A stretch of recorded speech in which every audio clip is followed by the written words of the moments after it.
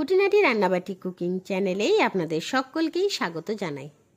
আজকে বানিয়ে নেব মাত্র 10 মিনিটেই চিকেন কষা। চলুন তাহলে সমগ্র রেসিপিটা আপনাদের সঙ্গে শেয়ার করে নিই।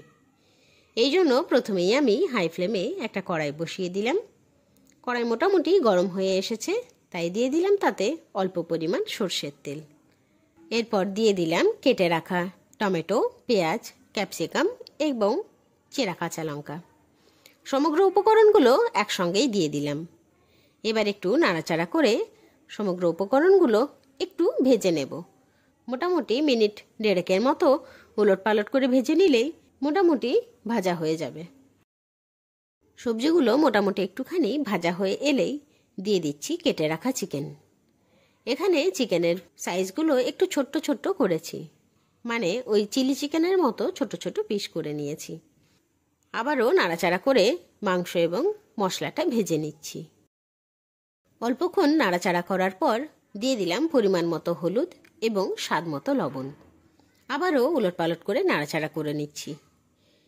মশলা ভাজতে ভাজতেই দিয়ে দিলাম তাতে আদা, রসুন এবং পেঁয়াজের পেস্ট। আবারও নাড়াচাড়া করে সমগ্র মাংস এবং মশলা কষিয়ে নিচ্ছি। সমগ্র রান্নাটা কিন্তু এখানে হাই ফ্লেমেই করে নেব। এরপর ওপর থেকে ছড়িয়ে দিলাম একটু তন্দুরি মশলা। এরপর আবারও নাড়াচাড়া করে একটা ঢাকা চাপা দিয়ে দিলাম। এখানে গ্যাসের ফ্লেমটা একটু মিডিয়াম করে দিলাম। মোটামুটি 2 মিনিট পর ঢাকা খুলে দেখে নেব।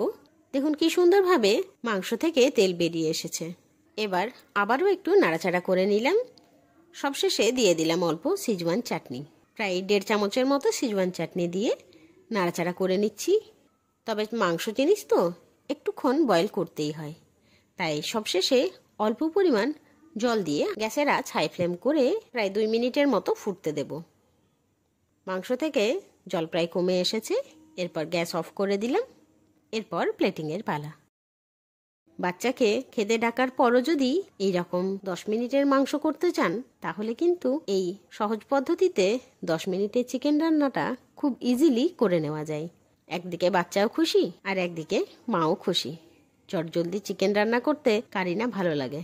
এই রকম ইনস্ট্যান্ট চিকেন কষা কিন্তু বাচ্চা থেকে বড় সকলেই খুব মহানন্দে খেয়ে নেয়। তাই ভাত কিংবা রুটির সঙ্গে সহজেই পরিবেশন করতে পারেন। এই রকম সুন্দর সুন্দর রান্নার ভিডিওস দেখার জন্য অতি অবশ্যই আমাদের চ্যানেল খুঁটিনাটি রান্নাবাটিকে সাবস্ক্রাইব করতে ভুলবেন না। অবশ্যই কিন্তু লাইক, শেয়ার এবং কমেন্ট করে জানাবেন আমাদের দেওয়া সমস্ত ভিডিওস আপনার কেমন লাগছে। ধন্যবাদ।